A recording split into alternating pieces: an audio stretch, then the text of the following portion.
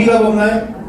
문재인 따위가 겁납니까? 아니요. 이게 동진 줄 알았는데 옆에서 칼들이 될 때가 겁나는 거예요. 손을 나한테 왜? 이공이 절대 그러면 안 돼. 앞을 정면으로 하기요. 그래야지 되지. 그 배신자들이 제일 먼저 공격하는 거는 우리 진영의 리더가 아니에요. 우리 진영의 리더를 처음부터 공격하면 배신자라고 금방 우리가 판별할 수가 있어. 그게 아니고 우리 쪽에 진짜 선수들을 먼저 공격해요. 아까 우리 신혜식 대표가 정나무 목사에 대해서 설명을 하던데 배신자 입장에서는 제일 타겟이 정광훈이죠. 정광훈을 죽이면 박근혜가 쉽게 죽거든. 정광훈만 죽이면 윤석열도 쉽게 요리할 수 있을 것 같거든. 그러니까 정광훈을 공격하고 그러니까 여러분 자유파 유튜브들을 공격하는 거예요. 그리고 광화문 세력을 공격하는 거예요. 그 점에서 여러분들이 우리 정광훈 목사나 다 지난 8년여의 그 엄혹한 종북주사파가 득세하던 그 세월 동안 정말 말할 수 없는 그 모욕을 당하고 조롱을 당하고 매도를 당하고 그러면서 여기까지 왔어요. 네. 그리고 여러분들이 버텼기 때문에 우리가 이긴 겁니다. 네. 전광훈이 손을 들지 않고 버텼기 때문에 우리가 이긴 거예요.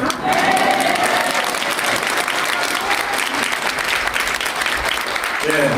광화문 국민혁명은 저 종북주사파들과의 투쟁에서 최종적 궁극적 승리를 하는 그날까지 절대 멈춰서는 안 됩니다. 고맙습니다. 자, 두 번째 주제로 이봉규 박사님부터 또 한 번 말씀을 해주셔야 되는데 이재명이가 지금 이 내전을 주도하고 있어요. 조금 전에 김영삼 기자님 말씀하신 대로 백낙찬의 그 모든 걸 다 이제 이해를 했는 거예요. 그거 가지고 안 된다.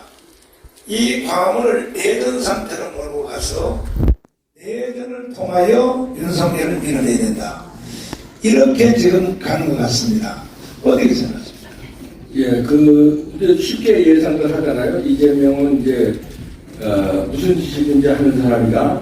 사악한 사람이다. 자기의 범죄를 사법 리스크, 감옥에 가기 싫어서 내전을 일으킨다. 이거 우리가 이제 예상을 하는 건데 저는 그거보다 더 앞서서 오래전부터 계획됐다. 좀 그렇게 의심을 하는데 왜냐면요.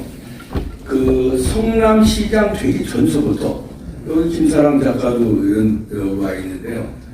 그때부터 저는 계획이 됐다고 봅니다. 그러니까 나라를 정복하기 위해서. 그때 어디를 가냐면요. 북한을 갑니다. 북한을 가는데 그 사진 보신 분들 계실 거예요. 제가 강력하게 의심하는 거는 북한에서 포섭당했다. 그 의심합니다. 합리적으로. 왜냐하면 사진에 몇 장 나오는데 옆에 미모의 북한 여성이 있어요. 사진에. 그 북한이 아주 전통적인 수법입니다. 아니 그 수법이 있는데 이재명한테는 안 썼다? 이거 알아서 상상하십시오. 저는 합리적으로 추측하는데 이재명한테 썼다. 왜냐하면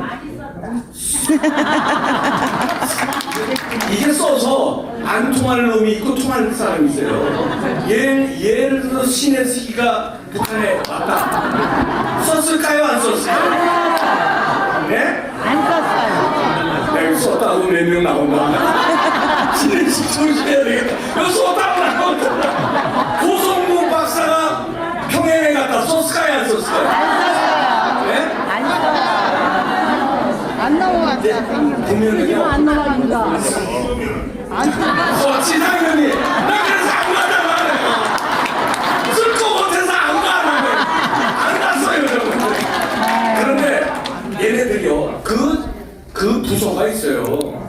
이제 한국에서 오는 언론인, 정치인, 정광훈 목사님 같은 종교 지도자 아우 일바다야 종교 지도자는 일바다. 정치인보다도 일바다가 종교 지도자예요. 왜냐하면 종교 지도자는 강력한 영향력이 있잖아요. 말씀 하나로 선포하는 메시아의 힘이 있기 때문에 그거는 정광훈 목사 같은 기독교 지도자라든가 뭐 천주교 불교 지도자들 일바다입니다. 그래서 당한 목사님들이 여러 명 계세요. 아 이거 실제로 있었어요. LA는 모 목사님도 당했습니다. 그래서 저는 그때부터 당해서 와가지고 성남시장이 될 때 많이 나온 게 있습니다. 그냥 된 게 아니에요. 어마어마한 공작을 통해서 그때 당시에 국민의힘 그때 국민의힘이 아니라 뭐야? 아니 한국당 자유한국당 소속 놓고 가요. 이대호 시장도 있었고요. 내 것도 저기 뒤에 이대호 시장 감옥 갔죠. 그 다음에 저 민주당 소속의 시장도 있었습니다. 그것들을 다 공작을 통해서 일개 무명의 변호사가 아주 이름도 없는 변호사예요. 그 무명의 변호사가 그걸 다 공작을 통해서 제끼고 성남시장이 되고 성남시장이 재선이 되고 경기도지사가 되고 대권주자가 되는데 그거는 이재명이가 무슨 정광훈 목사처럼 메시아의 적인 선지자적인 뭐 힘이 있습니까? 말 안에 무슨 진정성 있는 놈입니까? 순전히 범죄자고 그 주변은 정보국들인데 그건 기획된 고속당한 그러니까 다시 말해서는 이재명은 어떻게 보면 허수아비 일 잘할 놈. 요거는 우리가 고소만 하면은 죽을 둥 살 둥 일할 놈이다. 왜냐하면 근본이 없기 때문에. 걔는 근본이 없어요. 왜냐하면 민주화 운동에 족보가 없는 놈이에요. 걔가 민주당에서 족보가 없잖아요. DJ 걔도 아니고 운동권 걔도 아니고 아무것도 아닌 놈이야.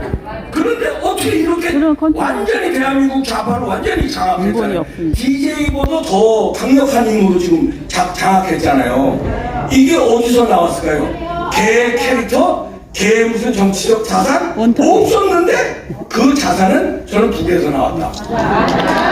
오래전부터 기획됐다. 그런데 이게 범죄 덩어리잖아요. 어렸을 때부터 범죄 덩어리인데 그게 이제 우리가 지금 생각하는 건 범죄를 자기가 감옥 가기 싫어서 민중 반란을 꾀한다 보지만 저는 오래된 기획에서 지금 이어지고 있는데 그 정점에 지금 다다랐다. 지도 코너에 몰린 것도 있지만 어떤 그 포섭된 그 명령에 의해서 저는 그렇게 분석을 합니다. 지가 틀렸다면 듣는 건데 저는 그렇게 분석을 하는데 이제 우리는 광화문 혁명이요. 고성국 박사는 이제 80년서부터 이제 혁명이 이어져 왔다고 그러는데 뭐 길게는 그렇게 됐겠죠. 그러나 진짜 혁명 그러니까 엑기스는 저는 이 최근 몇 년이라고 봅니다. 이게 뭐냐면 이제 정광훈 목사 나타나가지고 여러분들 광화문뿐이 아니라 청와대 앞에서 노숙 집회 아까 김영삼 기자도 얘기했지만 그거는요 세계 역사상 없는 거예요. 그때 뒤집어 엎었어야 되는데 맞아 그때 했어야 돼. 대한민국 국민들이 너무 착했어. 거기다가 정광훈 목사도 예를 들어서 조금 이제 그때 섭섭함을 느낀 그 애국 세력도 있었어요. 왜냐면 그때 뒤집어 엎어서 판을 끝냈어야 되는데 목사님이 말렸어요. 우리는 평화 시위를 해야 된다. 여기서 폭력이나 폭동으로 가면 이를 그르친다. 그 말은 저는 정광훈 목사 말이 맞다고 저는 해석을 합니다. 근데 왜냐면요 그때 만약에 뒤집어 엎어서 문재인을 그때 끌어내렸으면 문재인이 영웅이 될 수 있어요. 정광훈 목사는 그걸 앞을 내다보고 지금 물리력을 행사해서 때려 부셔서 청와대에서 끌고 나올 수는 있는데 그때 그럴 분위기였어요. 100만 명이 모였는데 경찰이 그걸 어떻게 막아요? 정말 군대도 못 막아요. 그거는 그냥 청와대 담 넘으면 그냥 담 쓰러지고 철조문 그 철문 있잖아요. 그거 부서지고 다 들어가는 거예요. 그러려고 막 들어가려고 그러는데 정광훈 목사가 말렸단 말이에요. 근데 저는 그거 잘 말렸다고 생각하는데 어떻게 보면 과격하게 만약에 그때 밀고 들어갔으면 그때 성공을 할 수 있었어요. 우리 광화문 우파 시민혁명이. 근데 시간은 늦췄지만 정상적인 방법으로 간디가 수행한 무폭력, 비저항, 무폭력 혁명이 성공해서 역사적으로는 간디가 위대하게 추앙받잖아요. 폭력이 아닌 비폭력으로 이제 혁명에 성공하는 시기가 도래했다. 이제 얼마 안 남았다. 여기서 이제 닭이 먼저냐 달걀이 먼저냐 하는데 저는 이렇게 표현하고 싶어요. 닭은 전광훈이다. 달걀은 풀뿌리 민주주의 유튜버 여러분들이다.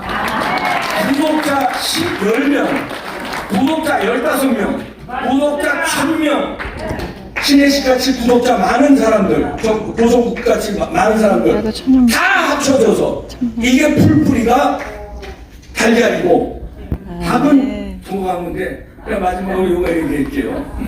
충청도에 음성에 무지하게 빠른 닭이 있었어요. 그냥 막 솟아가지고 팍팍팍 하니까 람보르기니를 몰고 가는 이 새파란 놈이 람보르기니 뭐 지어 닭이 더 빠르거든. 야 저는 가봐야 되겠다고 쫙 쫓아갑니다. 쫓아가는데 람보르기니보다 더 빨라. 그들이 충청북도 음성에 어떤 양계장 천장에 딱 올라가 있는 거예요. 그러니까 이놈이 이제 람보르기니 주인이 가서 양계장 주인 나오라고 그래서 내가 딱 산다. 얼마야? 그랬더니 그 양계장 주인이 충청도 돈 아니에요. 대답도 안 해. 느려가지고. 라면 쳐다보고 자기 일하고 있어. 그래서 이제 30분이니까 10만원 드릴게. 답답하는 말이 10만원이면 엄청난 거 아니에요? 10만원 드릴게 좀 팔아라 그랬더니 되시오. 그 람보르기니 주인이 열받는 거 아니야. 저놈 새끼 잡아야 되니까. 그래서 야 50만원 준다 그래. 50만원 줄게 저거 팔아. 그랬더니 50만원은 엄청난 거 아니에요. 그 양계장 주인이 뭐라고 그랬게? 됐어요. 아니 그게 아니에요? 아니야. 뭐라 그랬냐면 놓아요. 씨발 잡혀야 팔죠. 양이랑 주인이 못 잡는데 씨발 잡혀야 팔죠. 잡아가 소리 좀 그만이야. 1000만원을 가져가자고 잡히나. 자 우리 잡히지 않는 정광훈 목사 잡히지 않죠? 자 그러면 닭이 먼저냐 달걀이 먼저냐. 역사는 닭도 중요하지만 달걀이 먼저일 수 있습니다. 여러분이 달걀입니다. 저도 달걀입니다. 닭과 달걀이 합쳐서 한번 분명 모두 이루어집니다. 달걀이 먼저. 그때 과정을 제가 그 말씀을 드리면 이 유튜브 가운데서도 저한테 계속 그렇게 그 아쉬움을 말씀하는 분이 있어요. 그때 들어갔어야지 청와대로. 그리고 저 문재인을 죽였어야지. 유튜브 중에서도 저한테 메시지 오신 분이 많은데 저는 총사령관으로서 이 판단을 잘 해야 됩니다. UDT, 북파 공작원 그 사람들이 제일 먼저 저를 찾아왔어요. 와서 문재인을 죽이라고 자기들 들어가겠다 이래요. 그 다음에 또 공수특전단 전부 다 센 부대들 대장들이 다 찾아왔어요. 그 중에 한 분은 파주 쪽에 있는 분이 계무 16 2정에다가 그 다음에 실탄 30발을 준비해놨고 그리고 매일같이 그 약실이라고 있어요. 군대 갔다 오신 분들은 아시지만 총구 반짝반짝반짝반짝하고 청소를 매일같이 해놨으니까 허락만 하시면 절 보고 허락을 해달라는 거야. 하시면 할 수 없이 젊은 청년들 경호원들 10명은 국가를 위해서 죽어줘야 된다는 거야. 걔들 먼저 죽이고 그리고 문재인 딱 들어가서 문재인을 죽이고 자기도 자살하겠다. 이런 분들을 비롯하여 300명 가까이가 저한테 찾아왔어요. 그래서 저는 총사령관으로서 정말 판단을 잘해야겠더라고요. 그때 저는 기도 중에 어떻게 판단했냐. 만약에 문재인이가 죽였으면 노무현 같은 일이 일어나. 다시 말해서 국민들은 항상 약자 편이란 말이야. 그러면 영원히 우리가 정권을 못 잡아버려요. 그래서 내가 그들을 300명을 말리느라고 보통 고생하는 게 아니고 그 중에 지금은 용산경찰서가 1번이지만은 그 당시는 종로경찰서장이 1번입니다. 종로경찰서장이 저를 찾아왔어요. 찾아오더니 목사님이 운동하는 거 다 도와줄 테니까 한 가지만 약속해달라는 거야. 뭐냐니까 절대로 분신 자살만 안 하도록 해달라. 그래서 내가 그랬어. 분신 자살이 뭐가 그렇게 무서우냐 그랬더니 국내 안에서는 100만이 모여도 500만이 모여도 이건 국내 문제라는 거야. 분신 자살하면 이건 바로 유엔으로 넘어가서 국제화가 된다는 거야. 그러니까 분신 자살만 안 하기로 자기하고 약속을 해달라는 거야. 그래서 나는 목사니까 분신 자살 안 해. 이래서 내가 약속을 했어요. 그 다음에 또 한 번 이 종로경찰서장님이 저를 협박하기를 영하 15도 되는 날씨에 우리가 거기서 스트로브 한잔 깔고 잤잖아요. 잤는데 아침에 일어나서 한 명이라도 저체온적으로 죽으면 목사님을 바로 현장 체포할 수밖에 없습니다. 그래, 좋아. 체포해도 괜찮아. 그리고 이제 그 전날 진눈깨비가 와서 밑에가 다 얼음바닥이에요. 그리고 스트로프 한잔 깔고 오포 한잔 듣고 혹시 영상이 준비되어 있으면 비춰주시면 좋은데 네? 이렇게 우리가 투쟁을 할 때에 조금 걱정이 되더라고요. 한 명이라도 죽으면 어떻게 하나. 그래서 새벽 2시에 일어나서 내가 잠자는 사람들을 가서 바로 잡았어요. 이렇게. 잡더니래요. 아유 목사님이 아유 신방을 오셨네요. 그래. 이거 안 죽었구나. 또 옆에 가서 또 잠자는 사람한테 바로 찼어. 찼더니 아 왜 차요 나를. 또 안 죽었구나. 그래서 한 명도 안 죽었어요. 그렇죠. 이렇게 하여 우리는 결국은 정권 교체를 하게 되었고 윤석열 대통령 만들었는데 이제 지금 주제 신혜식 대표님한테 지금 그 이재명이가 내전으로 몰고 가려고 한단 말이에요. 방법이 이 내전으로 몰고 가면 우리 광화문하고 저쪽 세력하고 누가 이길까요? 먼저 말씀드리고 싶은 게 아니 또 소리치니까 목도시네. 그 과거에 효순이 미성이 사건, 그 다음에 광우병 촛불 난동, 그 뒤이어서 탄핵 집회까지 좌파들의 성공한 집회가 이어져 왔습니다. 계속 그런 2004년도에 국가보안법 폐지 집회로 그런 촛불들을 일정 부분 막은 보수파의 결집이 있었죠. 그게 바로 이제 전광훈 목사님이 광장에 나오자 우리도 싸워야 된다. 그래서 2004년도에 시작을 했는데 뭐 물론 그 이후에 이제 광우병 촛불 난동이라든가 탄핵까지 밀린 적은 있지만 좌파들은 성공적인 이 광장 집회를 해왔습니다. 이번에도 성공할 줄 알았죠.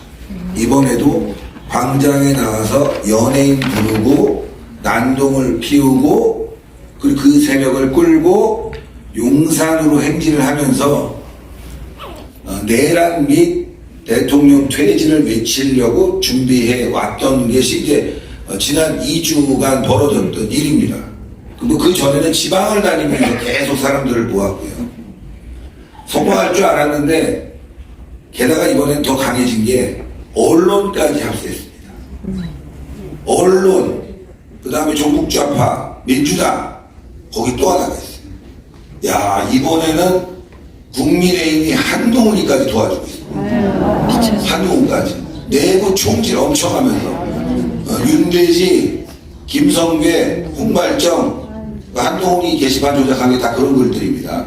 김건희 개목줄 채워라. 그러니까 뭐 3박자가 아니라 4박자가 맞아요. 언론, 조직, 국민의힘의 내부 분탕, 게다가 북한의 도움, 이게 완전히 갖춰졌기 때문에 내란에 대한 또 대통령 퇴진에 대한 이건 뭐 거의 시작이 됐고 사실상 성공할 줄 알았습니다. 이재명도 궁지에 몰렸기 때문에. 그런데 지난주를 판을 닦아보니까 오히려 갈수록 사람들이 줄고 있어. 나오질 않아. 좀 전에 우리 김영삼 편집국장님도 말씀하셨지만 이 광장을 열어주면요, 광장에는 그냥 사람들이 오는 게 아니라 조직들이 먼저 채우면 일반인들이 나오게 돼요. 일반인들이. 야, 이거 광장이 열렸네. 여러분들 광장을 딱 비워놓게 되면 도로를 차단하고 광장을 열어놓으면요, 그 자체가 사람에게 큰 어떤 희열감을 줍니다. 우리가 늘 막혀있던 길, 다닐 수 없던 거리, 이런 것들이 넓게 열리게 되면 그냥 주변에서 막 물밀듯이 오는 거예요. 촛불난동이 대부분의 그런 일반인들의 참여로 이루어졌고 연예인들이 와서 선동을 해준 거 아닙니까? 근데 이번에는 광장에 정말 든든하게 저놈들이 눈에 가시, 광화문 동아면세점에 수십만의 정광훈 목사님과 애국 세력이 딱 막고 있는 거예요. 여기 다닐 수가 없어.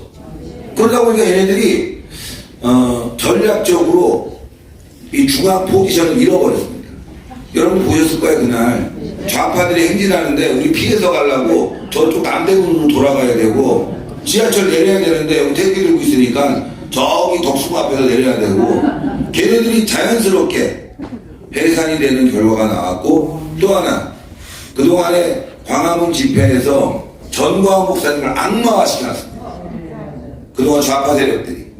그 어떤 효과가 있냐, 이게 부정적인 효과가 더 많을 것 같은데 반사적으로 긍정적인 효과도 생겨버렸어요. 일반인들이 야, 여기 태극기 나오고 저기 민노총 나온다 그러면 야, 나가지 마, 큰일 나. 너 그 중간에 꼈다가 괜히 작살나. 이래버리니까 민주당만 손해보는 거예요. 일반인들이 안 나와버려요.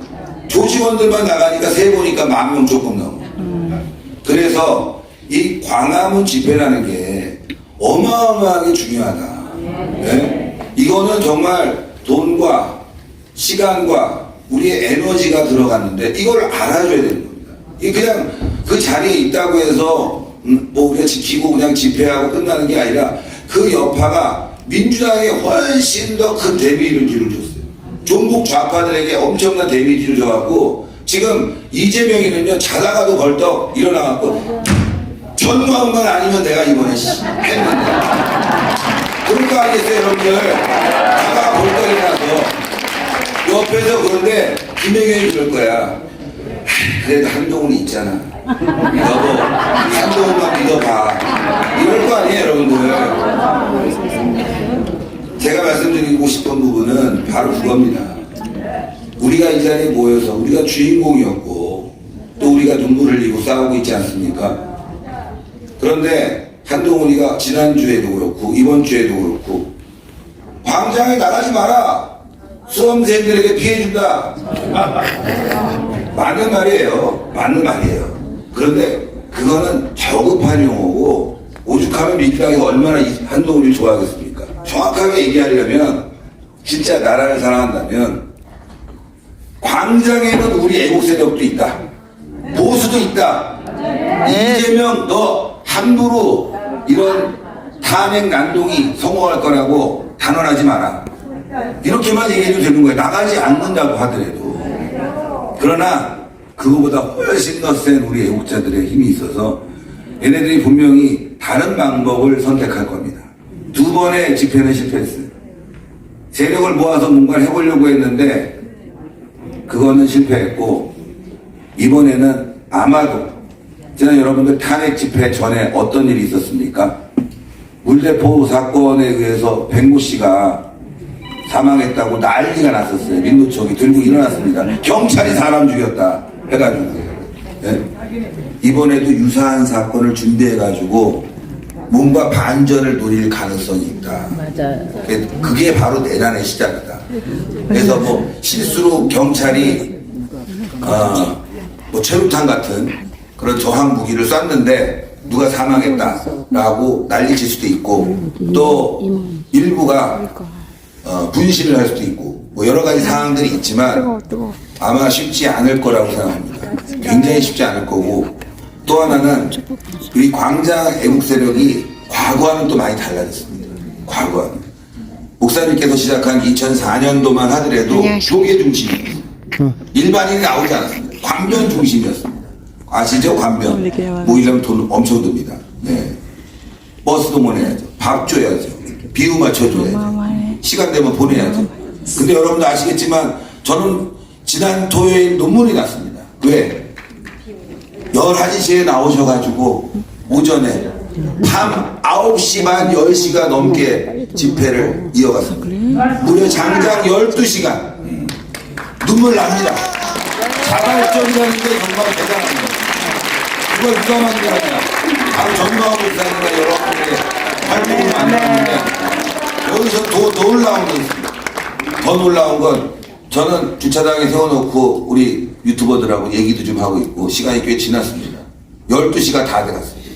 12시는 다 헤어질 줄 알았는데 12시인데도 광장에서 노래를 부르고 계신 분들 끝난 게 2시간 전인데 이거 우리 이길 수 있습니다. 한동훈이 저런 대진행을 해도 여러분들이 있기 때문에 민주당의 폭동, 난동 이걸 막을 수 있다. 근데 마지막으로 말씀드리면 이런 노력을 국민의힘과 대통령이 알아야 됩니다. 아멘. 돈 달라는 거 아닙니다. 아멘. 뭐 사람 보내달라는 거 아닙니다. 아멘. 알아주는 것만 하더라도 우리가 얼마나 큰 힘이 되겠습니까? 그렇죠? 그런데 지난 총선에서 한번 보십시오. 우리가 지역구 나갔습니까? 자유통일당이 그저 비례대표 한 2석 정도 얻어본다고 정말 국민의힘 많이 도와주고 애써주고 지역에서는 국민의힘 밀자, 그리고 비례대표는 자유통일당 좀 찍어보자 그랬는데 그것마저도 방해한 새끼들이 바로 국민의힘. 아까 이봉규 대표님이 C8놈이라고 그러는데 이렇게 얘기하면 쌈스러워요. 이렇게 하면 C8 새끼들이 우리를 괴롭히지 않았습니까? 이제 그래서 제가 말씀드리는 건 모이는 것도 중요하지만 세력을 만들어야 된다. 네. 모여서 뭐 우리가 이렇게 했고 지켜주는 거 중요하지만 우리가 주인공이 되는 일을 지금부터 시작해야 된다. 여러분들 국민의힘이 할 수 있는 일이 뭐가 있겠습니까? 법안 하나 제대로 통과시킬 수 있겠습니까? 국민의힘 민주당의 저 폭주를 막을 수 있겠습니까? 네. 광장에 나와서 여러분들 힘내시라고 커피 한 잔 삽니까? 아무 역할도 못합니다. 그러나 이제 우리의 역할이 생겼다는 거예요. 아멘. 우리가 할 수 있는 일이 생겼습니다. 아멘. 지난 주말 보여준 그 힘, 이걸 그저 그냥 광장시켰다, 난동 막았다 이게 아니라 우리의 것으로 만들어서 우리의 세력이 제도권으로 들어갈 수 있는 그 기틀이 지금부터 시작해야 된다. 그게 중요하다고 말씀드립니다. 김영삼 기자님, 왜 그 이재명이가 내전을 유도하려고 시작할까요? 그거 한번 설명 한번 해주세요. 이미 이재명은 그 자유우파 애국 세력들의 활동력이 어느 정도인지를 알고 있는 것 같습니다. 맞아요. 그러니까 어지간한 방법으로는 이제 자기네들의 그 의도가 통하지 않는다는 사실을 파악을 한 것 같습니다. 그러면 이제 방법은 다른 방법을 쓸 겁니다.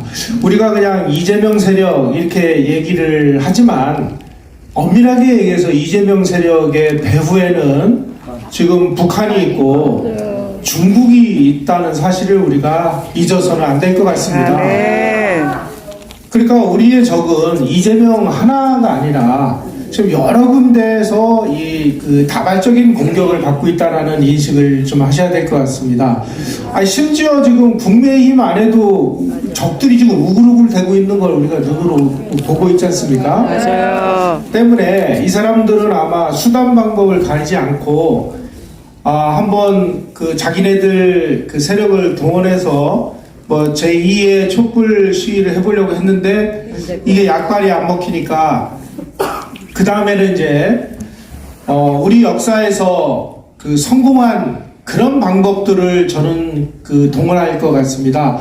우리 현대사에서 이 좌파 세력들이 그 엉터리 짓을 벌여가지고 성공한 몇 번의 사례가 있습니다. 첫 번째, 1946년 10월 1일 날 대구에서 폭동이 일어났습니다. 대구 폭동이 왜 성공을 했느냐? 그때 그 황말용이라고 하는 그 사람이 경찰이 그 쏜 총에 맞아가지고 죽었다. 그래가지고 그 황말용의 시체라고 그래서 그 시체를 그 대구 의대 그 의대생들이 가운을 입고 그 시체를 떠매고 나와가지고 경찰이 죽였다 하고 사기를 쳐가지고 대구 시민들이 다 흥분해가지고 일어나가지고 그 대구 폭동이 일어났습니다. 연구 결과 그 사람은 경찰이 쏜 총에 맞아가지고 죽은 황말용이라는 사람이 아니고요. 그 당시 그 대구에 콜레라가 유행을 했었습니다. 콜레라로 죽은 행렬병 환자의 시체였어요. 그 시체가 대구대학 그 해부용으로 그 들어와 있었는데 이게 콜레라로 죽은 시체니까 그냥 메고 갔다가는 또 이 콜레라에 감염될 우려가 있으니까 밤새도록 그 소독약으로 닦아낸 다음에 이거를 경찰이 쏜 총에 맞아 죽은 시체라고 거짓말 해가지고 떠밀고 나와가지고 대구 사람들이 다 속은 거죠. 그래서 대구 폭동이 일어났어요. 1960년 마산에서 김주열 군이 체류탄에 맞아가지고 뭐 죽었다 그래서 그 시체가 떠올라서 그걸 보고 이제 그 4.19가 일어납니다. 최근 들어서 이 문제가 지금 그 아직 뭐 확실히 답은 나오질 않았는데 그 체류탄에 박힌 그 시체가 과연 정말 이 경찰이 체류탄을 쐈을 때 그게 맞으면은 그런 식으로 이 체류탄에 거기 들어가서 박힐 수가 있느냐 하는 부분에 대해서 심각한 의문이 제기가 되고 있습니다. 이미 이제 뭐 시체는 다 없어지고 사진밖에 남지는 않았는데 그 사진으로 볼 때 아니 어디다 대고 어떻게 쏴야 그 이렇게 뭉치가 된 그 체류탄이 사람의 이 두개골을 뚫고 들어가서 박힐 수가 있습니까? 그래서 이 부분에 관해서 이게 또 그 뭐 특정 세력의 공작이었을 가능성이 제기가 되고 있는데 이게 더 이상 연구가 안 되는 건 뭐냐면은 이미 뭐 김재열 군의 뭐 시체도 다 없어져 버렸고 관계자들도 뭐 생존해 있는 사람들도 없고 그러니까 그냥 역사 속에 묻혀져 있는 걸 뿐이에요. 따라서 마산 그 사건도 상당히 의심스러운 부분을 우리가 배제할 수 없습니다. 결정적으로 광주 사태를 저렇게 악화시킨 건 뭐예요? 시체 데모입니다. 따라서 우리가 비슷한 그 유형의 사례가 광화문부근 어디서 어떤 형태로 벌어질지 모르는 이런 상황을 우리는 눈을 부릅뜨고 감시해야 됩니다. 특히 여러분들이 가지고 있는 이 카메라, 이게 굉장히 저는 역사적으로 중요한 역할을 그 앞으로 할 거라고 보는데, 이제는 우리 이제 그 애국우파들도 당할 만큼 당했어요. 쟤네들 수법이 어떻게 갈 건지도 이미 어느 정도 학습이 다 됐습니다. 따라서 우리가 얼마든지 눈을 부릅뜨고 지켜보고 있으면 저 친구들의 저 거짓말로 인한 이상한 난동을 막아낼 수가 있어. 그런 거를 다 찍어서 증거물로 우리가 확보하고 있어야 되는 겁니다. 그래서 여러분들의 역할이 중요하다고 보는 거예요. 지금 여기 이재명 세력은요, 저놈들이 같은 인간이라고, 쟤네들도 인간인데 설마 이런 짓을 하겠어? 이런 낭만적인 생각은 버리셔야 됩니다. 공산주의자들은 자기네들이 그 권력을 획득하기 위해서 뭐 자기 부모는 물론이고 자기 자식 새끼까지 죽일 수 있는 그런 일들을 지금까지 수도 없이 벌여왔다는 사실을 여러분들은 잊지 마셔야 됩니다. 그래서 이승만 대통령이 뭐라고 연설했습니까? 여러분의 자식이 공산주의자면 이제는 더 여러분의 자식이 아닙니다 라고 선언할 정도로 이 사람들은 같은 인류의 반열로 보시면 안 돼요. 다시 말씀드리면 언제든지 이 사람들은 극한 상황에 몰리면 무슨 짓이라도 벌일 텐데 그 무슨 짓을 벌이는 것이 예전처럼 쉽지는 않을 것이다. 그렇지. 왜? 여러분들이 눈을 부릅뜨고 있기 때문에 이 사실을 긍지와 자부심을 가지고 여러분들이 책임 있는 그 의식을 가지고 눈을 부릅떠 주시기를 다시 한번 네. 당부드립니다. 자, 광주 사태에 대해서 한 가지 더 물어보면 네. 경상도 군인들이 네. 전라도에 와서 처녀들의 젖가슴을 다 도려냈다. 네. 그 다음에 임신부의 배를 갈랐다. 네. 그게 사실이었습니까? 그걸 사실이라고 그 믿는 사람들도 있어서 일이 복잡하게 된 겁니다. 누가 믿었느냐? 전라도 사람들이 믿은 거예요.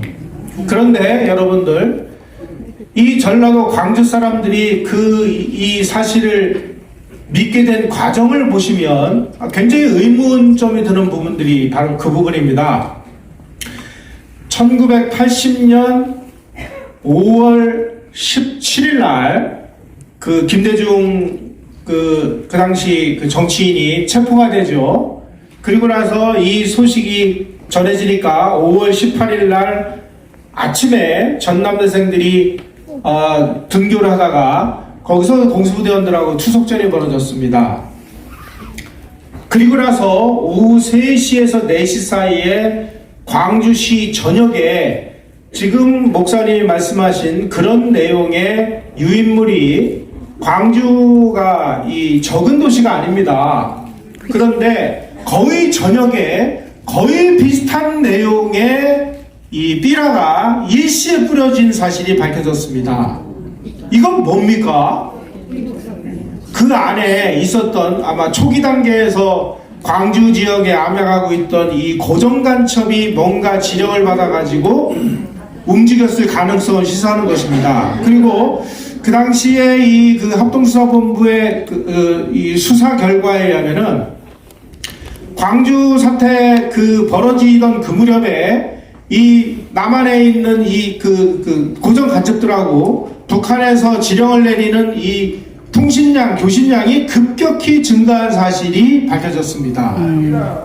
다시 말씀드리면 광주 사태 초기에 이 일을 급격히 확산시키기 위해서 모종의 세력들이 아주 치밀한 준비하에 움직였다는 사실은 누구도 부인할 수 없는 사실입니다. 네. 자, 고성 박사님. 이제 이재명이가 내전으로 유도할 것 같은데, 광주 사태 같이 또 뭐 처녀들의 젖가슴을 다 드러냈다, 이런 전단지를 뿌리면서 내전을 몰고 가면 우리 광화문 우파가 이길까요? 이재명 세력이 이길까요? 그거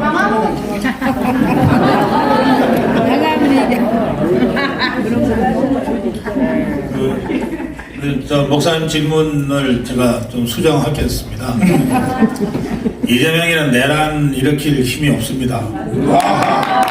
끝났어. 내란을 일으킨다는 뜻은 힘들어. 최소 수백 명, 수천 명 죽을 각오를 한다는 뜻이잖아요. 그것도 이재명이라는 잡범을 위해서. 그럴 사람 없어요. 없어. 더불어민주당 170명 배지들은요, 다 지 이해관계 때문에 지금 이재명이가 힘이 있는 것 같으니까 머리 조아리고 있는 겁니다. 거기 단 하나라고, 저 제일 옆에서 지금 이재명의 무슨 경호대장처럼 하고 있는 김민석이조차도 너 이재명이 대신 죽을래? 뭐라고 대답하겠어요? 단 하나도 이재명이를 위해서 뭐 목숨을 던지고 내란에 뛰어들겠다고 할 자는 하나도 없어요. 그러니까 이재명이는 내란을 일으킬 힘이 없습니다. 그러니까 우리가 이재명이 세력을 상대로 내란을 붙어서 이길 수 있냐 없냐, 이거는 저는 그 질문 자체가 좀 잘못됐다고 생각해요. 그런데 자, 이 종북주사파 세력 중에 우리 김영삼 대기자가 쭉 40년대부터 분석했잖아요. 내란을 계획하고 내란을 지시하고 수백 명이 아니라 수십만 명을 이 내란의 구렁텅이에 밀어뜨릴 수 있는 자가 딱 하나 있습니다. 누굽니까? 김정은입니다. 김정은이는 그 짓을 할 수 있어요. 맞아요. 그러면 우리가 내란을 생각할 때는 김정은이가 일으키는 내란을 생각해야 돼요. 네. 이재명이 따위는 그럴 힘이 없어요. 자, 김정은 집단과 종북주사파는 수령론이라고 하는 유일 지도 체계를 신봉하고 있어요. 그 수령론 체계에서 수령은 딱 하나 있는 거예요. 이 세상에 유일하게 딱 하나 있는 거예요. 누구? 김정은. 김정은이 죽으면 누구? 김정은이 핏줄을 받은 백두혈통을 받은 그 누구? 김여정. 이거예요. 나머지는 다 언제든지 필요하면 잘라서 버려도 괜찮은 몸뚱아리에 불과해요. 수족에 불과해요. 대가리를 온전하게 보존하기 위해서는 뭐 팔다리 다 잘라줘도 상관없다는 게 수령론이다. 그러면 이재명이는 대가리예요, 손발이에요? 문재인이는? 조국이는? 김대중이는? 노무현이는? 박원순이는? 다 잘라가는 거예요. 그래서 유일하게 보존해야 될 가치가 있는 것은 지금은 김정은. 이거 하나예요. 그 김정은이의 생명을 보존하기 위해서 저것들이 일으킬 수 있는 모든 가능한 방법 중에 전쟁도 있고 내전도 있고 반란도 있고 다 있어요. 전쟁 일으켰잖아. 수백만 명이 죽거나 다치는 그 전쟁을 일으켰잖아. 저 대가리 하나 유지하려고. 내전인들 못하겠냐고. 그럼 우리가 상대해야 될 적은 누구? 김정은. 이재명 따위가 아니라니까. 조국이 따위가 아니에요. 그럼 아무것도 아니야. 우리에게 다가오는 내전의 위험은 김정은의 직접 지시로 저 정찰 총국을 통해서 고도로 훈련된 수천 명 수만 명의 위장 간첩들이 각지에 뛰어들어서 선동하고 조작하고 조직하고 사고치는 거예요. 그것을 우리가 대비해요. 이거를 우리가 대비해 왔어요. 대한민국 체제가 간단치가 않아서 80년간 저것들과 싸우면서 여기까지 왔는데 그 대비 조직이 없었겠어요? 어디서 그걸 대비했어요? 대한민국 조직 체계 중에서 그걸 대비하는 조직이 어디냐고? 국정원. 그럼 문재인 저것이 무슨 짓을 했냐? 그 국정원의 대북 대응 체계를 무너뜨린 거예요. 지금 우리가 한 손에 방패 한 손에 칼을 들고 저 종북주사파하고 80년을 싸워왔는데 문재인이 저것 때문에 방패를 뺏겼어. 칼도 뺏겼어. 간첩인 줄 알면서도 수사를 못해. 그럼 간첩 하나도 못 잡는데 내란을 일으키겠다고 침투해서 간첩 활동하고 선동하는 그것들은 잡을 힘이 있냐고. 지금 우리는 거의 무방비 상태입니다. 그래서 지금 이 대한민국을 유지시킬 수 있는 유일한 힘이 바로 여러분들, 바로 광화문 세력밖에 없습니다. 한마디만 더 하죠. 저것들은 고도로 조직되어 있고 고도로 훈련되어 있어. 그리고 자기네 고향에 인질들 다 내놓고 내려와서 싸울 거예요.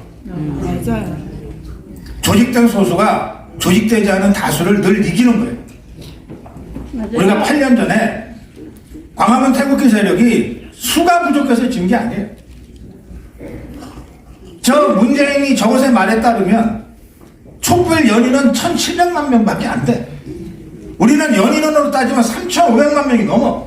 그런데 졌어. 왜? 우리는 조직되지 않았기 때문에. 그래서 우리 자유우파가 그동안 무슨 일을 했냐? 조직하는 일을 한 거예요. 조직하는 일을 한 거예요.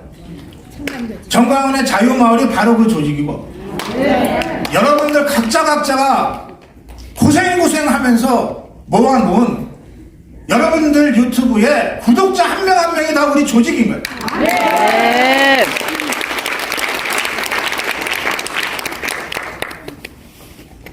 이 조직을 더 고도화시켜야 돼요. 정치의식을 더 강화시켜야 돼요. 우리가 왜 여기에 있는지 그리고 우리가 상대해야 될 적이 어떤 사람들인지 어떤 세력인지를 정확하게 인식하고 있어야 돼요. 이재명이 하나라면 이봉규 혼자 보내도 이겨. 아니 조국이 정도면 신혜진 가도 이긴다니까. 그러나 김정은 집단과 상대해서 우리가 싸워야 돼. 그래서 우리가 모여야 되고 조직해야 되고 정치의식을 더 고도화해야 됩니다. 그러면 능히 이길 수 있습니다. 자, 손상배 교수님에게 다시 불화로 질문 하나를 넘기는데, 황장엽 선생님이 국가의 2인자에 있었단 말이에요. 와서 자기가 남한에 파송한 간첩이 5만 명이라고 그랬어요. 그리고 저하고 함께 2년 동안 활동했던 김국선 선생님은 소속이 정찰총국 문화교류국 소속이에요. 그러니까 정보계통으로 탈북가 있었던 사람 중에서는 가장 높은 사람입니다. 이 사람은 뭐라 그러냐, 15만 명이 넘었다 그랬어요. 고정 간첩이. 자, 그래서 우리는 이 내전을 준비를 해야 된다 이 말이죠. 송관익 교수님, 호라에서 또 누가 한 분을 선택해서 이 내전을 어떻게 이길 것인가 한번. 제가 방금 말씀을 잘 들었을 텐데 질문하신 분이 기존에 했던 분은 좀 참아주시고 또 하실 것 같아요. 내가 보는 참아주시고 다음 분이 방금 우리 목사님 말씀하신 대로 남한에 간첩이 한 20만 100만이 있다 그래요. 이 내지를 어떻게 준비해야 되는지 또 누구에게 어떤 질문을 하고 싶은지 소속을 밝히고 질문을 먼저 해주는 게 예입니다. 자, 손을 들어 주세요. 이건 안 된다고. 예. 저쪽 뒤에 계십니다.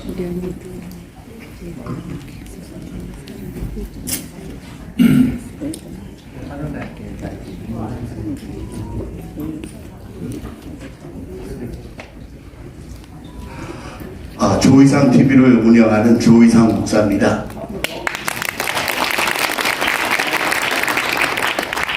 대한민국의 철천지 원수는 공산주의입니다. 대한민국이 오늘까지 오기에 가장 많은 핍박과 폐해를 던진 존재가 공산주의입니다. 근데 이 공산주의가 지금 우리 전광훈 목사님과 딱 맞닥뜨리게 된 것은 공산주의를 이길 수 있는 유일한 길은 기독교의 복음밖에 없습니다. 아멘. 그래 이게 광화문 운동이 이제 복음화 운동이 되어지고 아멘. 예수 한국 복음 통일 운동이 되어져서 아멘. 기독교인들이 하나로 뭉쳐지고 있는 중입니다. 아멘. 공산주의를 이길 수 있는 유일한 방법은 대한민국 국민들이 복음을 깨우치고 하나님을 아는 것입니다. 아멘. 이 일 아니면 저 지독한 공산주의를 막아낼 수 있는 방법은 수많은 이론들이 있겠지만 예수 그리스도를 아는 복음으로 무장되는 것 외에는 다른 방법이 없다고 생각합니다. 지금 광화문에 모이는 그 많은 시민들이 성도들이라는 사실입니다. 그들이 수없는 헌신과 희생을 통해서 지금 이 광화문 운동을 움직여오고 있고요. 전광훈 목사님을 중심으로 해서 움직이고 있습니다. 새벽밥 해먹고 도시락 싸들고 그리고 차비 준비해가지고 올라왔다가 오후 3시 반이면 내려갑니다. 저 아래쪽에 있는 분들은 밤 12시 새벽 1시에 도착해서 다음날 주일 예배를 준비합니다. 죽기 살기로 합니다. 네. 교회 자랑 그만하시고 이제 그걸로 대답하시고, 자 이제 시간이 너무 많이 지났으므로 한두 가지만 주제를 더 다루고, 지금 윤석열 대통령이 에이펙에 가 있습니다. 가 있는데 대통령이 돌아오자마자 해야 될 제일 1급 선무가 무엇인지 이봉규 박사님부터 한번 말씀합니다. 대통령이 와서 뭐부터 해야 되는가? 이제 임기가 2년 반밖에 안 남았잖아요. 트럼프도 마찬가지로 이제 트럼프는 이미 재선한 거니까 더 이상 없고요. 윤석열 대통령도 우리나라 헌법상 더 이상 없죠. 그러면 이제 양산을은 안 내려가고 어디 아크로비스타에 계실지, 아니면 보안이라든가 경호 때문에 어디 또 내곡동 이명박 대통령 간 것처럼 어디 또 사저를 구해서 가실지 모르지만 정치력은 이제 끝났다고 보면 됩니다. 과거에는 뭐 예를 들어서 DJ라든가 YS라든가 문재인까지만 해도 자기가 퇴임하고 어느 정도 뭐 정치 팔로워들을 영향력을 조금 미쳤어요. 근데 윤 대통령은 그런 뿌리가 없는 정치인이기 때문에 임기 끝나면 아마 윤 대통령을 따르는 사람은 거의 없을 겁니다. 바로 깜빵이죠. 예, 그러니까요. 그러니까, 아니, 그, 이재명이라든가 민주당 애들이 잡으면 바로 깜빵이고, 우파가 누가 잡는다고 해도 영향력은 완전히 소멸되거든요. 목파가 잡아도 깜빵이에요. 우파가 잡아도 그렇습니까? 예. 그러면은, 이제는, 이제 윤 대통령은, 살기 위해서 목숨을 걸어야 돼요. 그러니까, 그러니까 거창하게 나가면, 대한민국의 뭐 정치를 위해서, 자유민주주의를 위해서, 거기까지는 저는 윤 대통령이 생각할까 좀 의아심이 있습니다. 근데 소극적으로 얘기하면 본인과 부인이 살기 위해서, 그 제가 얘기하는 건 이제 목숨을 끊는다는 게 아니라 이제 편안하게 살기 위해서, 일을 해야 돼요. 무슨 일을 해야 되냐? 저는 이제 두 가지 이제 얘기하는데, 이재명, 문재인은 척결을 해야 됩니다. 최소한. 조국은 이제 감옥 갑니다. 이제 곧 가요. 곧 가고, 이재명이는 감옥 가도 그렇게 간단치 않을 것 같아요.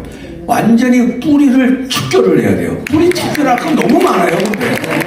용기만 내면, 윤 대통령이 용기를 안 내서 그렇지, 용기만 내면, 문재인은 또 너무 많아요. 지금 고발당한 것도 많고. 문재인은 여적죄로요, 사형입니다. 맞아요. 아니, 무슨 송철호 사건, 부정선거, 무슨 뭐 별거 다 있지만, 근본적인 건 여적죄. 이거는 사형이에요. USB. 네, USB 등등, 뭐, 한강해도 넘겨준 거 등등, 뭐 많잖아요? 뭐, 통계 조작한 거 등등, 뭐, 밑구녕으로 뒤에 어떻게 했는지, 귤박스 뭐 이런 거 하여튼 뭐, 어마어마하게 조사만 하면요, 다 나옵니다. 근데, 겁을 먹고 조사를 안 하는 것 같은데, 제가 얘기하는 건, 겁을 먹는다는 건 윤 대통령을 좀 폄하해서 하는 얘기가 아니라, 윤 대통령이 이런 생각하는 것 같아요. 자기가 개입을 하면 이게 무슨 검찰 개입이다, 수사 개입이다, 뭐 이렇게 또 뭐 다 이렇게 몰아가잖아요. 그러니까 그런 겁을 얘기하는 겁니다. 이재명에 대해서 겁먹는다는 게 아니라, 그러면 그런 겁을 먹어서 자기도 2년 반 후에는 그림을 그려야 돼요. 자기 깜빵 가고 김건희 여사는 아주 영원히 아주 이상한 여자가 돼가지고 대한민국에서 추하게 살아야 되는데 그걸 선택할 거냐? 아니면은 용기를 내서 이재명, 문재인은 그냥 척결을 해. 그냥 척결이 아니라 무슨 요번에 1년 받았잖아요, 실형. 이제 위중교사로는 한 2년 받을 것 같습니다. 거기서 이제 법정 구속 될지 안 될지 모르지만 그 정도가 아니라 완전히 보내버려야 돼요. 문재인도 여적죄도 그건 여적죄 사형밖에 없대요. 무기징역도 없대는데 아마? 그러니까 뭐 사형이야 뭐 시키겠습니까마는 그렇게 강하게 몰아내고 첫 번째 그거고요. 그것 때문에 우리가 윤석열 대통령 존재의 이유가 있는 거 아닙니까? 그것 때문에 여러분들 뽑아주셨잖아요. 맞아요. 그거 첫 번째 그것 때문에 검찰총장 출신 문재인한테 대대니까 야 저거다. 그래서 우리가 광화문 세력이 선택한 거 아니에요? 근데 그걸 아직까지 안 하고 있다. 그거 해야 되고요. 근데 나머지 임기 1년은요 레임덕에 들어가서 아무것도 못해요. 그러니까 지금 남은 시간은 1년 반인데 1년 반 중에서 1년은요 이거 뭐 행동하고 이 프로세스 옮기느라고 그걸 시간이 가고 각오를 하고 그러니까 선방을 날릴 거는 이제 한두 달밖에 없습니다. 맞아요. 한두 달에 선방을 날려야 돼요. 싸움도요 한 방에 코피 터지면 그놈 지는 거예요. 맞아요. 코피를 터뜨려야 돼요. 그러려면 이재명, 문재인 잡아야 되고요. 아멘. 지금 잡는 정도가 아니라 그 대통령이 어떻게 수사 개입하느냐. 천만에 대통령 중심제 국가에서 대통령이 할 수 있는 걸 전부 다 해요.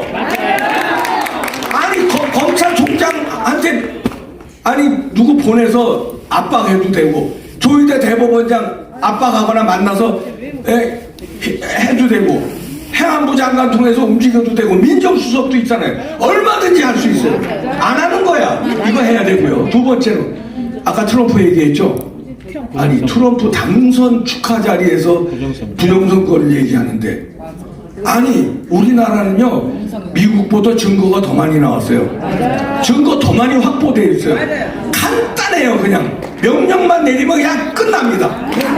아니 이 쉬운 거를 사법고시 9수 만에 패스한 분이 이건 9분이면 끝나는 거야. 9분. 이거 두 가지만 하면은 윤 대통령과 김건희 여사도 살고 자유우파 우리 여러분들 강한 세력도 살고 자유민주주의 살고 대한민국이 살고 전 세계가 살아요. 왜냐하면 부정선거는 전 세계가 연결돼 있어요. 전 세계가 사는 일이야. 영웅 되느냐 아니면 추하게 감옥 가느냐. 아니 선택이 이렇게 간단한 걸 이걸 못해요? 몇 달, 앞으로 한두 달 내에 코피 터뜨리고 선방 때리고 그 다음에 진행해서 1년 내에 끝장을 내야 됩니다. 제가 지금 대통령이 돌아오셔서 제일 먼저 해야 될 일이 뭐라고 생각합니까? 요즘 보도를 보니까 한동훈 관련 보도가 동훈이가 달라졌어요. 하지 마세요. 차별화, 분리. 갑자기 한동훈 측에서 우리는 함께 가야 된다. 우리 대통령 이러더라고요. 댓글 문제 터지니까 이자가 이제 SOS를 보내는 거죠. 저는 대통령이 돌아오면 그렇게 민주당하고 조선일보하고 한동훈이 원했던 당정 분리 차별화 확실하게 해야 됩니다. 대통령 할 거 없습니다. 솔직히 2년 동안 뭐 제대로 된 게 없습니다. 지금 조금 해갖고 이재명 수사되는 건데 그것도 원래 해왔던 거고 저는 윤석열 대통령이 정확하게 알아야 됩니다. 지금부터 윤석열의 세력을 만들고 대한민국 세력을 만들어야 된다. 당정 분리가 뭐냐? 국민의힘이 함께한다? 쟤네들 탄핵 도장 못 찍습니다. 그만한 깡 있는 놈들도 아니고 그만한 대안이 있는 놈들도 못 됩니다. 이번에 김건희 여사 표결 다 불참한 거 보셨죠? 지네들 앞길에 불똥 떨어지니까 비겁하게 나오는 거 아닙니까? 소신도 없이 물론 잘한 겁니다. 잘못했다는 게 아니라 대통령은 전 공무원 사회, 이 관료 사회에 막강한 힘을 갖고 있습니다. 그게 어디서 나옵니까? 바로 인사에서 나옵니다. 인사에서. 인사권 없는 대통령은요, 그건 죽은 대통령이랑 똑같은 거죠. 윤석열 정부 2년 동안 공기관장 여러 자리들이 문재인의 알박기로 굉장히 힘들었습니다. 근데 그 이후에도 보니까 제대로 된 인사가 또 안 이루어지고 있는 거예요. 여기 옆에 우리 민영삼 대기자님 이런 분들 좋은 자리 가야죠. 네? 제가 말씀드린 건 뭐냐, 윤석열 대통령이 2만 개의 자리에 애국우파를 다 막아줘야 됩니다. 한동훈이가 국민의힘에서 이 사람 필요로 한다? 다 필요 없습니다. 트럼프 보셨죠? 충성심 위주로 하는 거예요. 인사는 전문성 필요하죠. 당연히 전문성 필요합니다. 그런데 전문성이 필요한 자리에도 충성심 없는 놈은 그 다음 순서예요. 전문성보다 충성심, 전문성, 애국심 1번을 갖고 있는 사람을 전국에 박아줘야 되는 거예요. 그 사람들이 요이 땅 하면 광화문에 2만 명 동원될 수 있게 해야 됩니다. 네. 이 건물에 고박건데 이 대통령 박아줬어요. 네? 민모 씨입니다. 광화문에 나와서 곱빼기도 안 보이더군요. 그런 사람 박을 필요 없어요. 맞아요. 박은 순서대로 좋은 자리 준 순서대로 대통령과 싸울 수 있는 사람 2만 명 전사를 만드는 게 대통령이 할 일입니다. 그 누구랑 해야 되냐? 우리와 함께하고 전광 목사님하고 해야지. 뭐 지금 정책만 들고 뭐하고 법원에서 말 들어줍니까? 국민의힘이 말 들어줍니까? 한동훈 저것도 말 안 들어주는 판인데 민주당이 말 들어줍니까? 대통령이 할 수 있는 건 인사권뿐이 없어요. 장관에다가 문화부 장관 유인촌 앉혔는데 뭐합니까 도대체? 그거 바꿔야죠. 잘못한 놈들 다 바꾸고 제대로 할 수 있는 사람, 애국심 있는 사람 박아줘야죠. 대통령이 2년 동안 할 수 있는 일은 그것뿐이 없다. 그래서 마지막 날까지, 나갈 때까지, 그날까지 우리 애국 우파를 심어놓고 나가는 일뿐이 없다. 그래서 지금 인사한 사람들 쭉 보니까 말이죠. 제가 오늘도 말씀을 좀 드리고 싶습니다. 네? 대통령은 말이죠. 또 대통령실에는 아직도 한동훈의 정보 라인들, 패거리들, 댓글 조작 단원들이 있다. 대통령실에도요, 여러분들. 국민의힘에도 있습니다. 이번에 댓글 조작 대통령을 협박했어요. 그 다음날 바로 잡을 수 있습니다. 협박한 사람 전화번호 뭐죠? 그냥 경찰이 압수수색 영장 갖고 가면 돼요. 그렇지 않습니까? 제가 예전에 노무현 정권 때 노무현 저격 패러디를 만드는 적이 있어요. 이 인간은 안 된다. 패러디 사진에다가 그냥 관역 하나 맞춰서 노무현 사진 올렸는데 갑자기 그날 대통령 경호실에서 압수수색 들어왔습니다, 여러분들. 네? 근데 국민의힘에서 대통령을 4개월간을 살해 협박한 놈을 아직도 못 밝힌다? 네?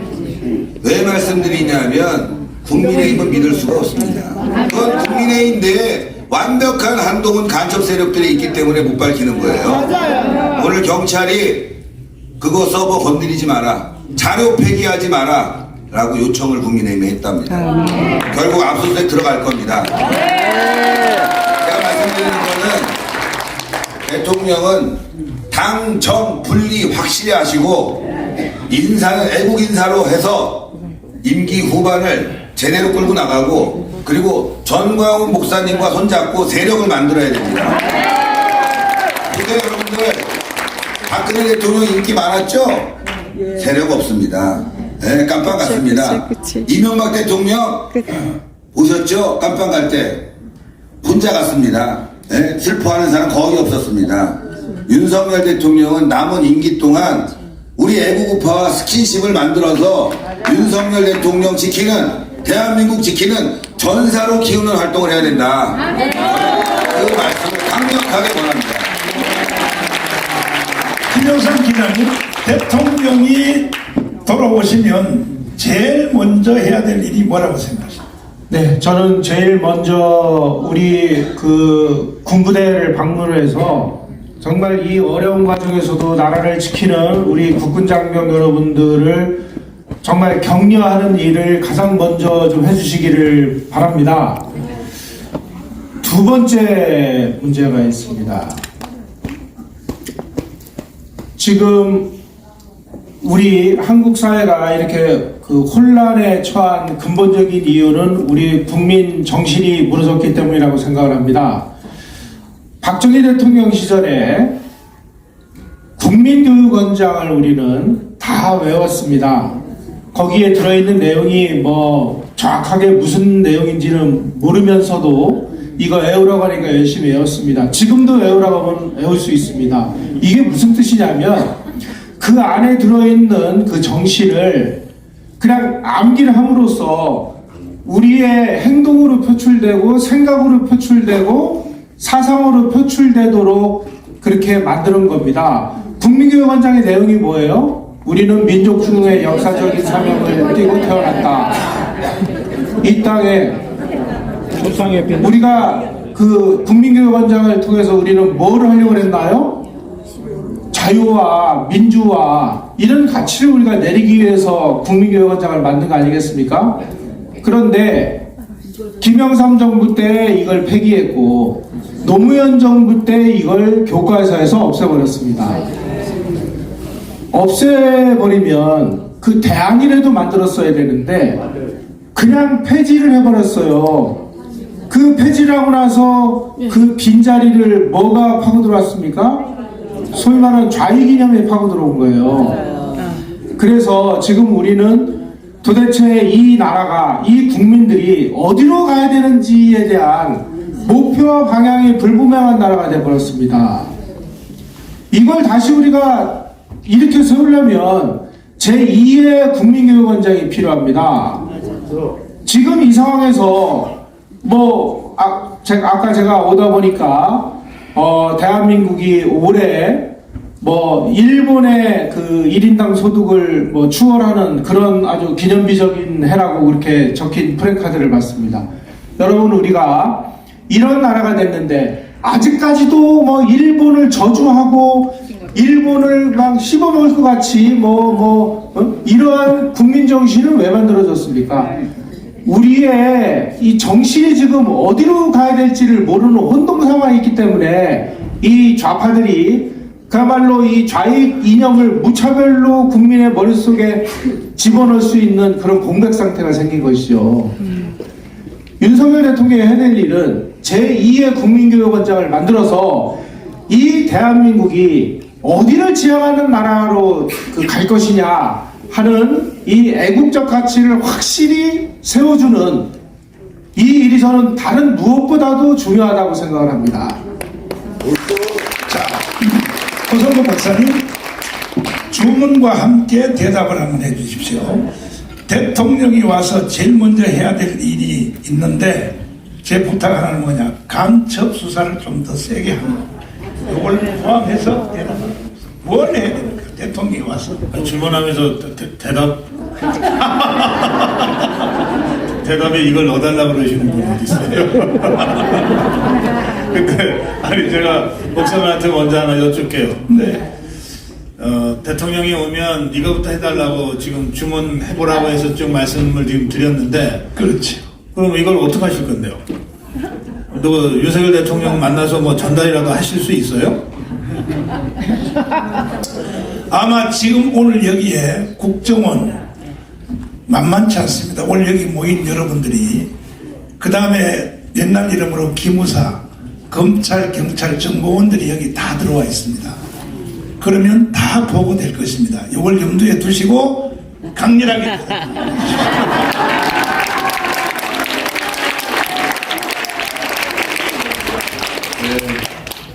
또 직접 만날 약속이라도 돼 있는 줄 알고.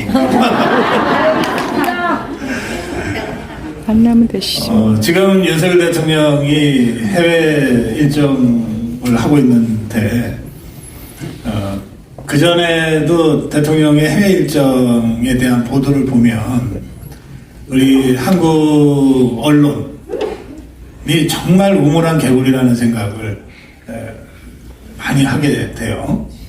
이를테면 나토 정상회의에 3년 연속 초청받아 가잖아요. 이게 무슨 의미인지를 잘 모르는 것 같아요. 나토가 우리하고 무슨 관계가 있길래 그 나토 국가들이 동부아시아의 대한민국의 대통령을 3년 연속 초청을 합니까? 한미일 삼각안보 체제가 우리한테 절대적으로 필요한 거니까 우리가 급해서 했다고 치자고요. 근데 한일중 삼국정상회의 시진핑이가 끌려 들어오잖아요. 그런가 하면 태국국가, 태평양 도서국가 이 40여 개 국가와 대한민국이 단독으로 다자정상회담 하잖아요. 이거 미국하고 중국밖에 못했어요, 그동안. 또 중앙아시아의 5개 국가와 다자정상회의, 이것도 대한민국이 지금 일본보다 앞서서 하고 있는 거거든요. 이건 무슨 얘기냐면 윤석열 대통령의 외교 영역에 있어서 이른바 윤석열 이니시에이티브가 확실하게 관철되고 있다는 뜻이에요. 그걸 전 세계 국가들이 알고 있기 때문에 높이 평가하는 건데, 이게 대한민국 언론은 그런 일이 있는지도 잘 모르고 있어도 그게 무슨 의미인지도 잘 몰라요. 그러니까 전하지 않는 거예요. 그럼 우리 국민들도 알 방법이 없죠. 매우 이 수준 높은 외교를 하고 있는데, 그럼 윤석열 외교의 핵심이 뭐냐, 그러면? 윤석열 외교의 핵심이 뭐냐? 이건 윤석열 대통령이 수백 번 얘기한 거예요. 뭐냐? 대한민국은 가치지향 외교를 한다는 거예요. 흔히 외교 그러면은 무한 경쟁의 전쟁터에서 오로지 국익만 생각하는 거라고 생각하기 쉬운데, 윤석열 대통령의 외교는 가치지향을 먼저 내세우는 거예요. 올바른 가치 지향 속에서 각국과 전략적 동반자 관계를 맺어서 윈윈해 가자 이거거든요. 그 가치 지향 외교가 여러 나라들의 이해관계의 상충에도 불구하고 높이 평가받고 있는 거라고요. 그러면 윤석열 대통령이 얘기하는 가치 지향이 뭐냐? 그거 자유민주주의예요. 시장경제야. 그리고 법치라고요. 그게 대한민국 헌법 가치야. 윤석열 대통령이 따로 뭘 발명해서 지금 얘기하는 거 아니에요. 그러니까 통일 문제도 윤석열 대통령은 뭐라고 얘기하냐? 헌법대로 자유민주적 가치의 전 한반도적 확산이 통일이다 이렇게 설명하는 거예요. 그러니까 윤석열의 통일론은 가치지향 외교 안보의 연장선에 그냥 있는 거야. 그러니까 이런 점들이 인류 보편적인 가치이기 때문에 여러 나라들이 우리 대한민국하고 일시적으로 이해관계가 상충될 때가 있을 때조차도 대한민국을 인정하고 윤석열을 인정하는 거거든요. 이제 돌아오는 윤석열 대통령한테 뭘 하라고 주문할 거냐 질문이 그거잖아요. 그렇지. 밖에서 했듯이 좀 하세요. 제가 그 얘기만 하고 싶어요.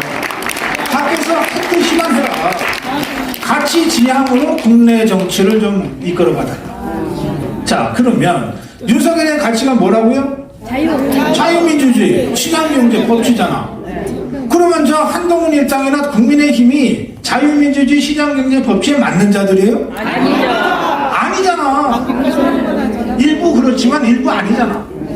저 종북 주사파들은 그거 완전히 적대적이지.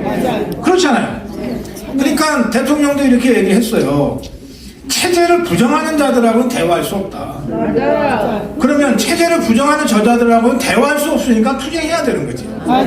그러면 저 종북주사파 투쟁함에 있어 가치를 함께 하는 사람들과 제대로 하나가 돼야 될 거 아니야. 이게 가치 동맹이야. 그러면 윤석열의 자유민주주의, 윤석열의 시장경제, 윤석열의 법치라고 하는 가치 지향과 함께하는 세력이 어디 있어? 광화문에 있잖아.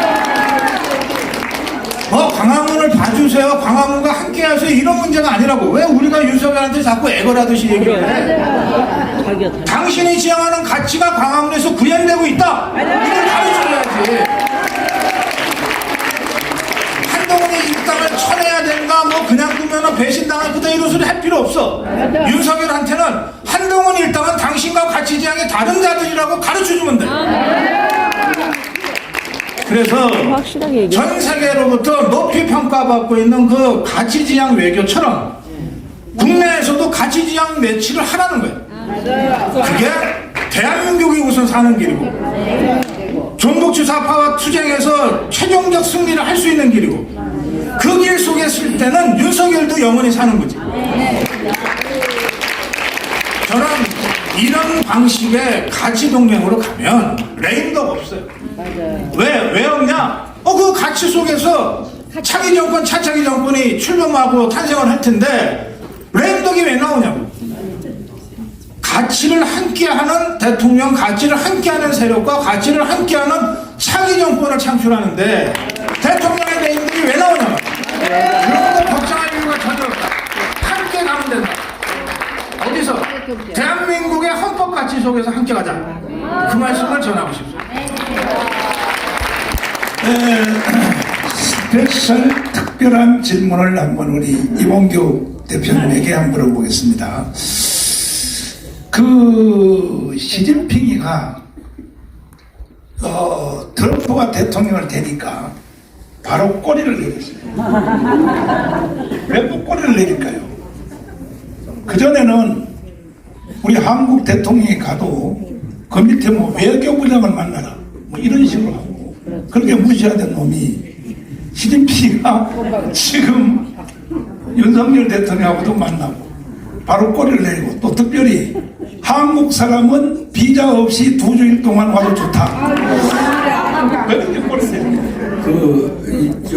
중국도 그렇고요. 러시아도 그렇고 북한도 그렇고 우리하고 미국하고 다른 게 그 핵심 책임자들이요. 우리는 이제 정권이 바뀌면 장관이라든가 수석들이라든가 핵심 기관장들이 1년, 2년 만에 바뀌잖아요. 근데 중국이나 북한은요, 몇십 년을 그 자리에서 합니다. 그러니까 이제 외교 같은 거라든가 안보라든가 이제 시진핑의 왕이라고 지금 벌써 몇십 년째잖아요. 그 사람들이 국제 정세를 쫙 파악하고 있어요. 그건 뭐 정권이 바뀌질 않으니까. 그런데 자기네들이 지금 코너에 몰렸거든요. 지금 미국이 중국 잡는 게 심상치 않습니다. 그런데 트럼프는 특징이 뭐냐면요. 이번에도 대통령 된 게 미국 사람들이 왜 뽑아주냐면 여러 가지 이유지만 그 중에 하나가 한다면 하는 놈이에요. 그런데 뭘 내세우냐면 중국 죽인다는 거예요. 왜 중국을 죽이냐면 미국의 가치 얘기했지만요. 고성국 박사가 미국의 핵심 가치는 세계 패권이에요. 그러니까 패권국으로서의 이 지위를 때려 죽어도 못 놓는 거예요. 이거를 놓지 않기 위해서는 전쟁이라도 불사해야 되는 거예요. 그런데 중국이 지금 경제적으로 까불다가 요즘에 지금 많이 지금 손 들어갔는데 바이든한테도 저렇게 지금 코너에 몰리고 있는데 트럼프는 완전히 작살내겠다고 공공연히 얘기를 하네. 근데 트럼프가 얘기한 거는요. 몇 년 후에는 반드시 합니다. 욕을 먹더라도 해요. 그러니까 이게 무서우니까 시진핑은 이제 꼬리를 내는데 트럼프가 하는 일은 이제 패권국에 도전하는 중국을 이번에 일본 까불다가 잃어버린 20년 보내듯이 군사적으로는 못 보내요. 근데 경제적으로 보낸다는 거예요. 외교적으로 보낸다는 거예요. 근데 여기에 어떤 방법으로 보내냐? 미국의 힘으로도 보내지만 그게 뭐 예를 들어서 관세라든지 뭐 여러 가지 있잖아요. 그런 거로도 보내지만 동맹국과 함께 보낸다는 거예요. 그래서 일본, 미국, 영국, 뭐 호주 등 나토 등 해서 말하자면 트럼프가 얘기하는 동생들과 내 동생들과 합쳐서 시진핑은 내 임기 내는 보내버리겠다. 중국이 다시는 패권국에 도전하지 못하는 힘을 확 꺾어놓겠다. 이러니까 시진핑은요 얼마나 원래가 거만한 놈인데요. 원래 태생이 거만하게 태어났잖아요. 엄청난 특권을 가지고 태어난 사람인데 거만하기가 짝이 없는 사람이. 고개도 항상 삐딱하게. 그럼요. 등치도 정광훈 목사 정도 돼요. 그런데 거만한 놈이 이거 이제 자기 임기가 종신 임기 됐으니까 트럼프 임기 내에 중국이 완전히 잃어버린 20년, 그 잃어버린 20년이요 경제로만 가는 게 아닙니다. 중국에는 여러 가지 아킬레스건이 있어요. 예를 들어서 소수민족이 독립하려고 꿈틀거리는 게 있고요. 인권 문제 이런 거에 중국인들도 다 깨어나가지고 미국이나 한국하고 다르다는 걸 너무나 잘 알고 있고 이게 부글부글되는 거 있고 그 다음에 도시하고 농촌 빈부격차가요 어마어마하게 차이가 나서 빈민들이 부글부글 끓고 있어요. 근데 그거를 갖다가 지탱해 주는 게 경제 성장이었는데 경제 성장이 예를 들어서 성장률이 뭐 지금까지는 그래도 간신히 버티고 있는데 이게 푹 꺾인다. 푹 꺾이면은 빈민들이 들고 일어나고 소수 민족들이 들고 일어나고 일단은 FDI라고 Foreign Direct Investment가 그러니까 해외 직접 투자한 게 돈이 빠져나갑니다. 지금 벌써 중국의 공장들이 해외로 빠져나가고 있잖아요. 이게 빠져나가면서 동시다발적으로 중국 경제가 성장률이 완전히 이제 말하자면 반토막이 나고 이러면은 성장률만 반토막이 나는 게 아니라 인민들이 들고 일어나고 소수민족들이 들고 일어나고 구소련이 뭐 줄줄이 붕괴되면서 나라가 독립시켜버렸잖아요. 그 중에 하나가 우크라이나고 뭐 이러잖아요. 중국이 그럴 수 있다는 거예요. 그게 시진핑이가 얻어맞을 수 있으니까 트럼프한테 아부해야 되고 윤석열한테 아부해야 되고 일본에 아부해야 되고 지금 그렇게 상황이 바뀌고 있다. 근데 아부한다고 트럼프는요 들을 사람이 아니에요. 트럼프는 아쉬운 게 없는 사람입니다. 재벌이에요. 트럼프가 하나 노리는 건 그거예요. 나는 다 가졌다. 돈도 많고 대통령도 2번 다 했고 이제 노리는 건 뭐겠어요? 역사예요. 역사에 나는 레이건을 뛰어넘는 자유우파에 대한 신봉이 되겠다. 레이건을 넘겠다. 레이건이 어떻게 해서 미국의 우상이 됐습니까? 구소련 붕괴시켜버렸어요. 레이건이. 그러니까 이거는 지금 트럼프는 중국을 선보겠다.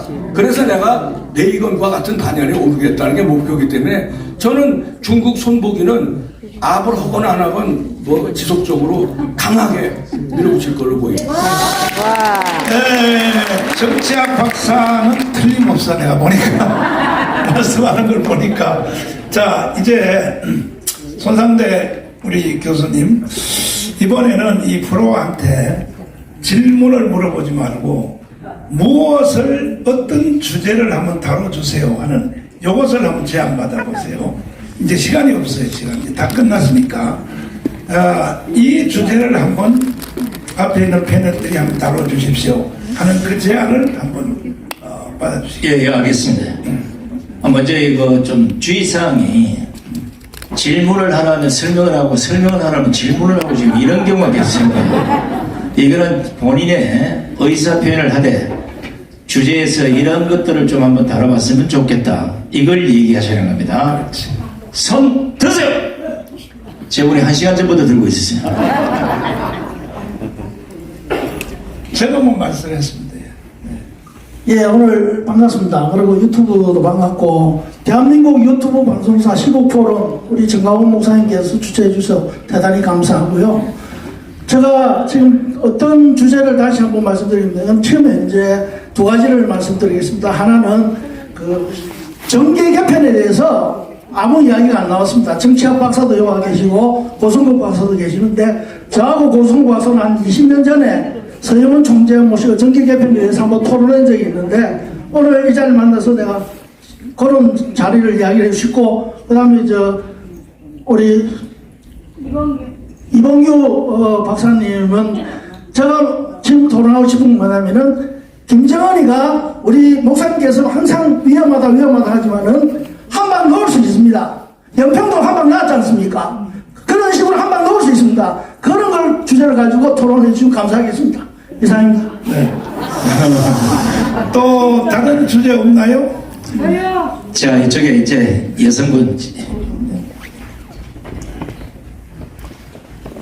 네, 감사합니다. 제가 하고 싶은 얘기는요, 지난번 국회의원 선거 때요, 우리 동네에서 연방제를 주장하고, 그리고 민주당에서 항상 활동을 했고, 이런 사람들이 국힘당으로 출마를 하겠다고 저보고, 제가 유튜브 활동을 하다 보니까 저보고 도와달라고 했었어요. 그래서 제가 그분이 원래 민주당이라든가 좌파에서 활동하던 사람이 저한테 국힘당에 출마를 할 테니까 도와달라고 했기 때문에 그 사람과 대화를 4번 정도를 해봤었어요. 근데 4번 정도 해봤는데 결국은 우리 국군의 힘을 빼는 그런 역할과, 그리고 또 연방제를 하겠다고 주장을 하고, 이렇게 해서 4번의 대화 속에서 제가 지금 현재 한동훈의 행동을 보면은 국민의힘당은 90%가 좌파들이 들어와 있다고 저는 판단을 하고 있습니다. 그런데 아직까지도 우리 국민들이 국민의힘당이 우파라고 생각하는 사람들이 너무 많기 때문에 우리나라가 지금 작용화된 거에서 벗어나지 못하고 있다고 생각을 합니다. 이런 부분에 대해서 좀 더 명확하게 국힘당에 출마하는 사람들이 좌파냐 우파냐 이런 본질을 따져봐야 된다고 생각합니다. 이 말씀을 꼭 드리고 싶었습니다. 네. 감사합니다. 첫 번째 질문하고 비슷한 것 같은데, 이제 시간이 없으므로 박사님들이 한 가지 주제를 한 분씩이 말씀해 주시겠습니다. 일단은 정계 개편, 고성국 박사님이 먼저 대답해 주십시오. 정계 개편이 필요한가? 그럼 어떻게 해야 되는가? 거기에 대해서. 국민의힘 당이 우파 정당이냐 좌파 정당이냐? 우파 정당이에요.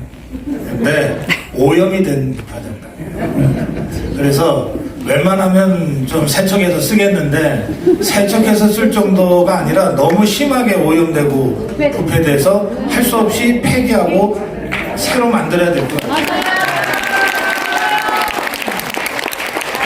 그러니까 국민의힘이 좌파 정당이라서 폐기하자는 뜻이 아닙니다. 우파 정당으로 출범했는데 우리 자유파의 정책 입장을 전혀 대변할 수 없을 정도로 심각하게 오염되어 있기 때문에 저걸 고쳐 쓰자니 너무 시간도 많이 걸리고 비용도 많이 들어서 차라리 새 차 하나 사자, 이겁니다. 정계 개편과 관련해서 말씀드리면, 정계 개편은 그동안 정치권에서 이야기되어 온 정계 개편은 그냥 정치적 이합 집산이에요. 정치적 이합 집산인데, 유일하게 정치적 이합집산이 아니고 가치를 중심으로 해서 한번 새로 모여봤던 이 정계 개편이 있어요.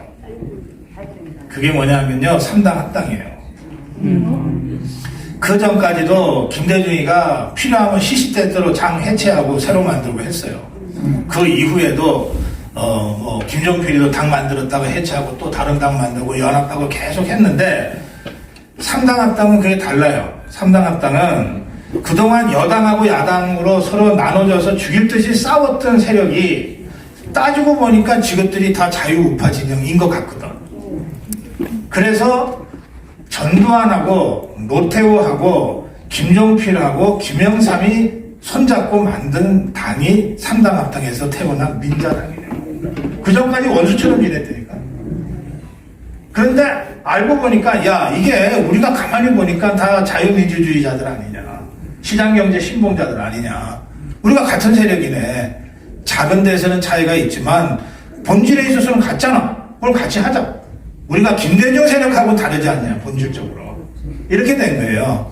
그래서 가치를 중심으로 개편된 최초의 또 거의 유일한 이 정계 개편이 3당 합당입니다.